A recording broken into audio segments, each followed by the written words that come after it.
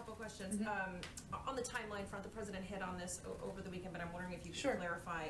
He said that Americans will start to see these stimulus checks this month. That is the question on so many minds right now. Given that this is tax season, there are concerns about whether the IRS can process these quickly.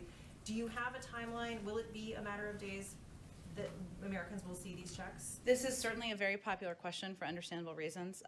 The Treasury Department is working on what this looks like and what the processing looks like.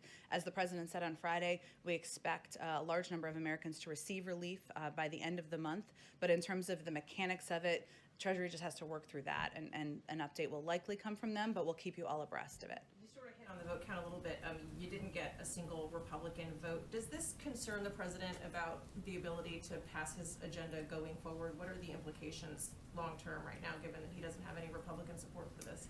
Well, first, the door of the Oval Office remains open to bipartisan work, and I expect he will continue to work with and reach out to Democrats, of course, but also Republicans about ways to work together. And he's had a number of bipartisan meetings, even in the last few weeks, a couple on infrastructure, on cancer. He feels certainly is a path forward, but we're also not going to allow bipartisanship to be defined by one zip code. In fact, many of the Republicans who voted against this are outliers and are against the grain of what the people in their own districts supported. So they may be getting questions about that once relief goes out, once schools are able to upgrade facilities and benefit from these checks. But he remains open and remains hopeful about the opportunity for bipartisan work moving forward. I want to follow up with you on a question I was asking Julissa.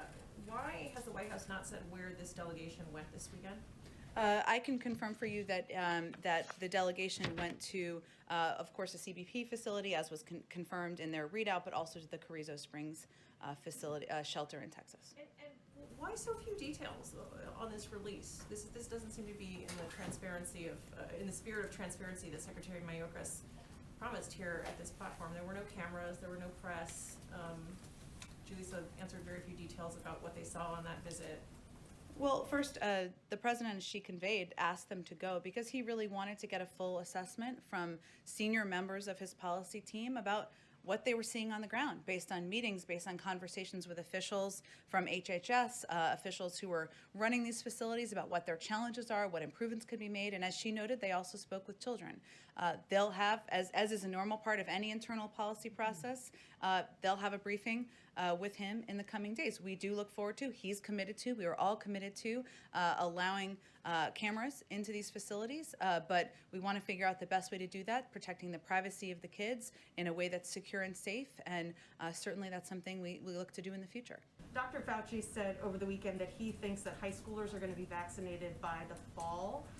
We know what President Biden's goals are when it comes to K through 5 kids. Have you made any progress in devising goals for high schoolers?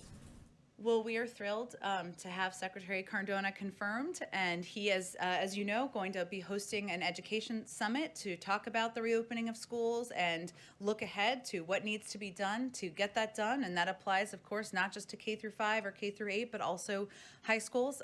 We also are on track to sign for the president to sign into law the American Rescue Plan, which has $160 billion in it, to ensure that schools who don't have the resources needed can make these facility upgrades as well, get testing in place, hire teachers, bus drivers. But I will leave it to the Secretary of Education to determine the timeline or the path forward for high schools. Chinese foreign minister is demanding that the Biden administration reverse what he calls former President Trump's dangerous practice of showing support for Taiwan. What's your response to those words from the Chinese foreign minister?